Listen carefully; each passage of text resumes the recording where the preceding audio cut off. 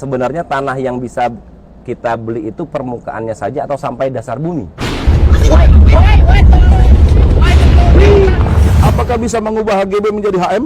SAM? Karena SAM, karena info dari pegawai ATR BPN, kalau tanahnya dimiliki pemerintah nggak bisa. Gimana tuh?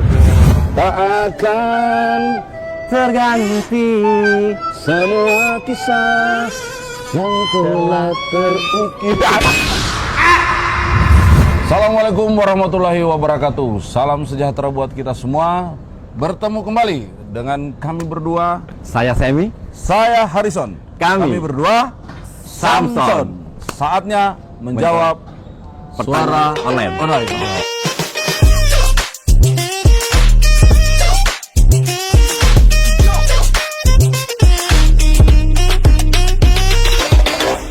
Kita berdoa aja mudah-mudahan pertanyaan Bisa kita jawab. Bisa kita jawab.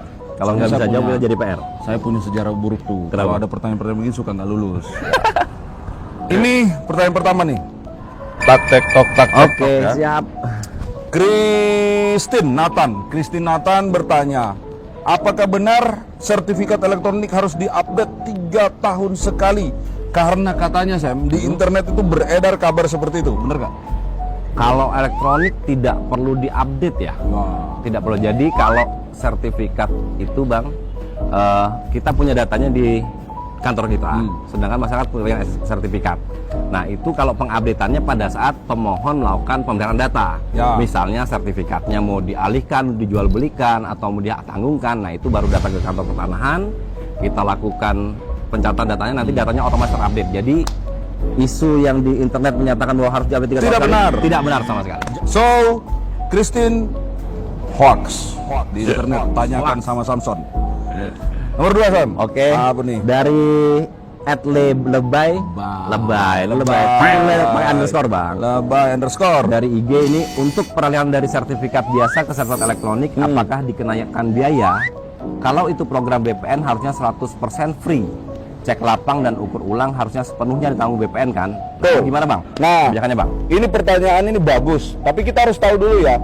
Kalau misalnya memang dalam pengecekan itu ada sesuatu yang harus difikskan, Harus ada membuktikan memberikan lapangannya. kepastian, pembuktian di lapangan apakah luas, posisi dan sebagainya masih seperti sertifikat yang awal, kan berarti harus ada kegiatan baru, ya.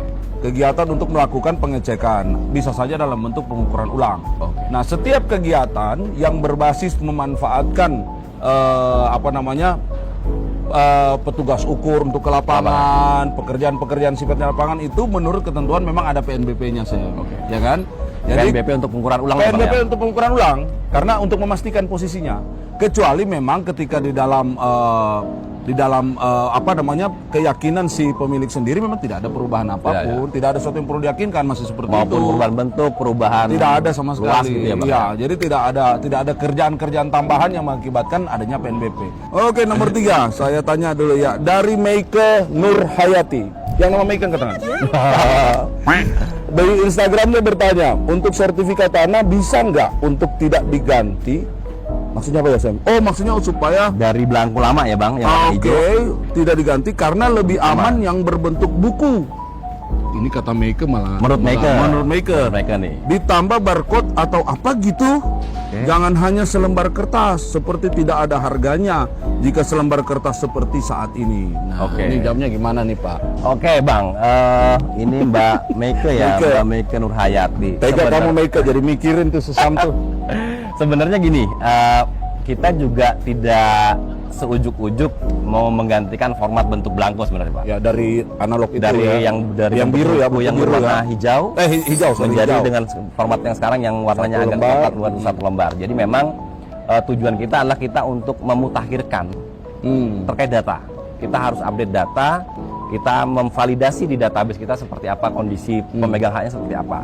Dan jangan khawatir kalau untuk masalah keamanan Bang, sertifikat elektronik saat ini itu jauh lebih aman Jauh lebih dibandingkan aman dengan daripada si buku. belangko yang dalam bentuk Ya. belangko sertifikat dalam bentuk buku. Kenapa? Karena memang secara kualitas kertas kita itu kertas kita namakan security paper. Security Jadi paper, ada kertas yang unsur-unsur memiliki unsur keamanan, ya. yang kita bisa cek keaslian dan kebenarannya. Betul. Seperti itu. Dan ini Meike juga nanya nih, Mbok ya tetap aja buku Barcode. pakai barcode. Kan ada barcode-nya juga kan Ada. masalahnya ya. Jadi di sertifikat elektronik itu di bagian belakangnya ada barcode untuk kita menunjukkan letak bidang tanahnya malah bang. Pakai aplikasi. Pakai aplikasi Sentuh Tanahku. Aplikasinya Sentuh Tanahku. Kalau belum di sini, download nih. Download di sini kan? nih, ya. Seperti itu. Jadi Langsung ketahuan. kalau masalah keamanan kita jamin yang sertifikat elektronik saat ini yang 1 lembar lebih aman dibandingkan sertifikat analog. Yes. Seperti itu. Lebih aman karena apa? Dia bukan hanya di selembar kertas itu yang bisa dilihat datanya pakai aplikasi Sentuh Tanahku, tapi pangkalan datanya memang Betul. sudah menyimpan data-data kita dan itu secara security sistemnya jauh lebih aman dan itu tidak bisa dipalsukan. Dan tidak bisa dirubah juga bang. Tidak ditemukan di jalan-jalan di mana teman-teman suka menemukan belangko-belangko palsu. Ya. Perubahan data hanya bisa dilakukan dengan permohonan oleh pemegang hak. Iya, betul sekali. Begitu, Begitu. Pak. Pak, kalau lecek hilang, nggak masalah. Nggak masalah. Pangkalan datanya Yang penting ada. data di pangkalan data tetap sama. Pak. Aman. Kemarin ada yang nanya tuh, Sam, bisa dilaminating? Bisa. Boleh, asal jangan rusak barcode-nya, Ibu, Bapak, gitu ya. Oke, Mike. Selanjutnya nih bang dari The Meme Everyday Light ya. dari IG. The Memir Everyday Life. Ya, itulah bang, pokoknya bahasa Inggris saya rada itulah, belibet ada bacanya belibet. ini. Saya biasanya bahasa apa ya? Dari Instagram meme ini meme ya, kita panggil meme ya bang. Meme ini bertanya, sebenarnya tanah yang bisa kita beli itu permukaannya saja atau sampai dasar bumi?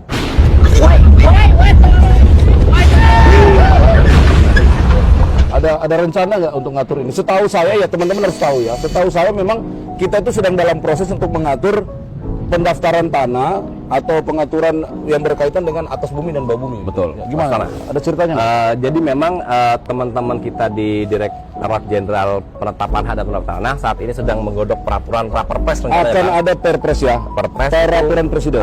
terkait dengan penetapan hak untuk RAT dan RBT. Jadi Oke. RAT itu ruang atas tanah, Ruang dan atas RBT tanah, itu ruang bawah tanah, Bang. Ruang bawah tanah. Nah, di mana memang nanti kita Ada ancar-ancar nggak? Ya, jadi gini Bang, untuk ruang bawah tanah kita ambil contoh ya Bang. Itu kita nanti mengenal ada kategorinya ada dangkal, ada dalam. Oke. Dangkal itu dia di range 0 sampai 30 meter dari 0 sampai 30 meter. Oke. Nah, Ya. lebih dari 30 meter itu dianggap Dalam. Nah, begitu. Oke. Dimana memang nantinya ruang atas bawah ruang tanah ini dapat dimanfaatkan oleh pemerintah untuk memanfaatkannya seperti apa? Oh, itu yang ruang dalam. Ruang atas dan ruang bawah. Ruang atas dan ruang bawah. Betul, seperti itu. Oke. Sebenarnya ini juga nanti akan menjawab pertanyaan masalah subway nanti Bang. Kalau MRT kita sudah berjalan, di bawah itu bagaimana pengaturan haknya? Oh ya, jadi bukan saja membangun fasilitas dan lain sebagainya, tapi memastikan ruang-ruang itu Betul. yang memanfaatkan, yang bertanggung jawab siapa gitu ya. Betul, Bang. Kalau sekarang kan, kalau kan memberi hak itu kan ada konsekuensi sosialnya juga ya. Betul. Menjaga Aspek segala macam sosial. ya. Nah Betul, ini kalau tidak kewajiban. punya pemegang haknya siapa dong? Bingung Betul. kan ya? Oke, memang mudah-mudahan membantu sedikit ya. Kalau nggak datang ke markasnya Sam dan Son, kita bisa Jadi kita lebih perdalam berbincang. lagi. Kita perdalam. Bagus, Malam ya, Kak, Malam Kak, mau tanya untuk pengisian formulir balik nama sertifikat elektronik dari nama A ke B. Nah, di pengisian itu kan ada yang pilihannya 1 peralihan hak, 2 perubahan hak. Jawab. Jadi bingung nih Bang ini Bang Apa ya. maksudnya Jadi nih? Mas Supriyanto ini bingung nih. Jadi memang kalau di kantor pertanahan kita kenal ada form permohonan ya Bang. Form permohonan. di mana itu satu form bisa dipakai untuk beberapa layanan permohonan. Oh, Jadi itu combo. itu kayak choice Bang. Ya, choice. Kita sediakan ada 8 atau 10 itu. uh. Nah, silakan nanti ditandain yang mana yang mau didaftarkan. Oke, oke, Jadi oke. kalau Mas Supriyanto mau memproses untuk balik nama ya hanya dicantum saja yang atau dipilih yang balik namanya saja Bang. Oke, Seperti oke, itu. oke. Itu sifatnya pilihan. Mas Supriyanto itu ya, jadi kalau nggak lagi diurus ya nggak usah dicentang, Nggak gitu kan ya. usah. Kita ngurus peralihan Biasa juga. peralihan hak ya peralihan aja. Betul, bukan seperti perubahan. itu. Oke. Betul. Ini Sam, siapa lagi nih? Selanjutnya, Bang, Nomor 6 nih. Ada Heri Muhammad. Ini dari TikTok nih Bang. TikTok. TikTok. Hai Min. Hai, Min juga. Bukan Min loh. Hai, Her. Kita Samson nih Bang. Iya nih. Hai Samson. Samson harusnya. gitu, Hai Min. Saya punya tanah sudah tidak terlalu lama. Oke. Dan rencananya saya mau aktifkan lagi sebagai ladang pertanian. Tetapi saya lupa batas tanahnya. Cara tahu batas tanahnya kembali gimana? Heri aja lupa apalagi Samson. Dan saya mau sekalian bikin surat tanah. Surat tanah ini kita artikan sertifikat. Bang. Sertifikat, ya. Gimana Bang? Gini. Kalau batas tanah itu ya harus diketahui oleh yang punya tanah. Betul. Kalau diketahui oleh saya, tanah saya. Nah, Kalau tanah Mas Heri, ya Mas Heri. Tanah Sam, ya Sam kan sendiri nggak yang mungkin tahu. tanah saya Bang tahu. Nggak kan? mungkin. Dia harus tahu. Nah kalau memang lupa, ya coba direkonstruksi dulu ya sendiri ya, keliling dulu. Nah ini hati-hati kalau memang mau bikin surat tanah atau bikin sertifikat, kan memohon atau mendaftar ke kantor. Ada prosesnya untuk ke lapangan, ya. Jadi batas-batas itu akan dipatok. Yang matok itu Mas Heri sendiri, Ya. masyarakat sendiri. BPN tinggal mengikat koordinat yang dipatok itu. Oh, batasnya di sini, tunjukin sendiri sama Mas Herinya.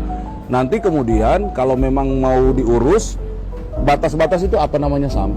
Yang harus ada persetujuan batas-batas itu Kontradiktur delimitasi. Persetujuan batas bidang tanah. Ya, artinya batas-batas yang ditunjuk oleh Mas Heri itu Disetujui, diketahui. betul-betul diketahui dan disetujui oleh para pemilik tanah yang berbatasan, gitu. Oke, selanjutnya Duster.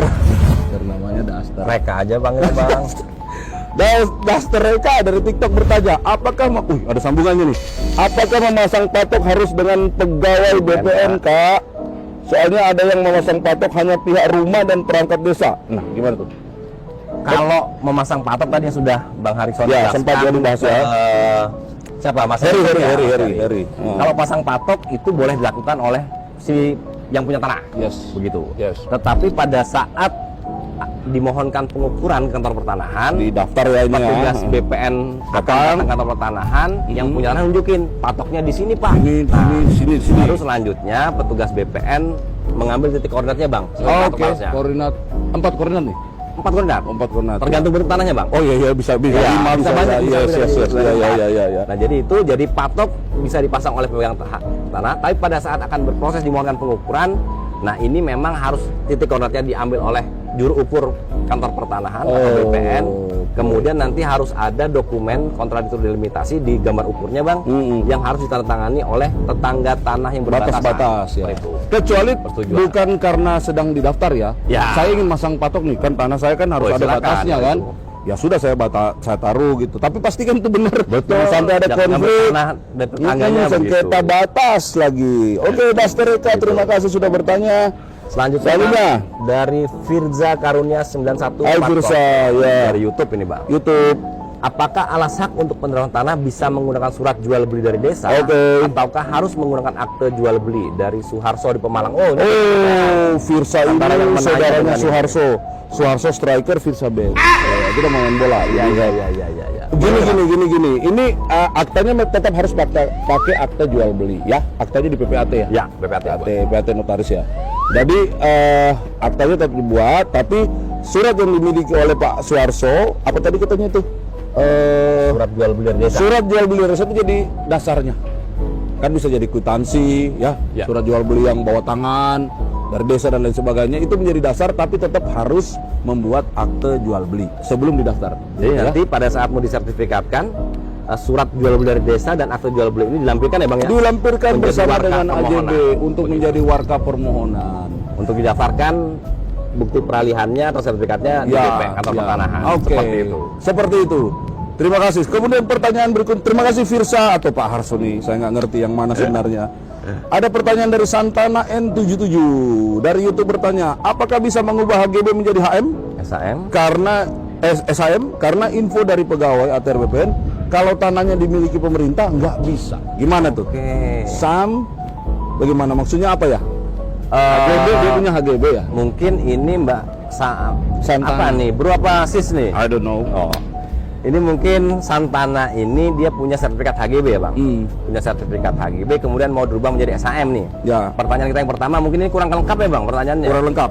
Kita belum tahu. Jadi mungkin Ya. kita harus klarifikasi dulu HGB-nya ini berada di atas tanah pemerintah. Iya. Biasanya itu diberikan hak HPL atau HPL atau hak pakai atau enggak nih Bang? atau murni HGB. Nah, kalau murni dia HGB, berdirinya tidak di atas hak pengelolaan, Iya, itu bisa ditingkatkan jadi SHM. selama penggunaannya memang rumah tinggal. Betul, itu catatan Itu juga. yang penting. Itu yang penting juga. Nah, tetapi kalau ini HGB-nya berada di atas hak pengelolaan yang dimiliki oleh pemerintah, jadi memang tidak bisa Bang. Betul. Karena betul. kan hak pengelolaannya pemerintah ini dicatat sebagai aset nih. Iya, dan segala sesuatu yang berhubungan dengan penggunaan, pemanfaatan hak di atas tanah hak pakai itu Harus mendapat persetujuan persetujuan. dari si pemegang Penting. hak pakai atau HPL-nya. Ya. Terima kasih Santana sudah mencerahkan Indonesia hari ini.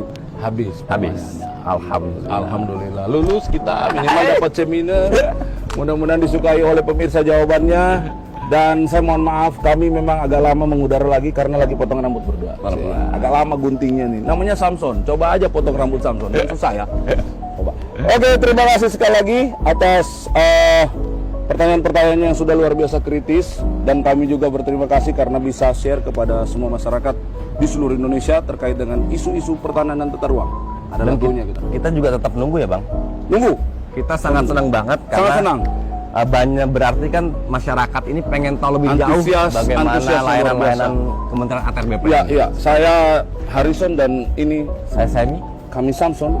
Samson. Tidak akan pernah meninggalkan dan mengabaikan Bapak dan Ibu jika ingin bertanya.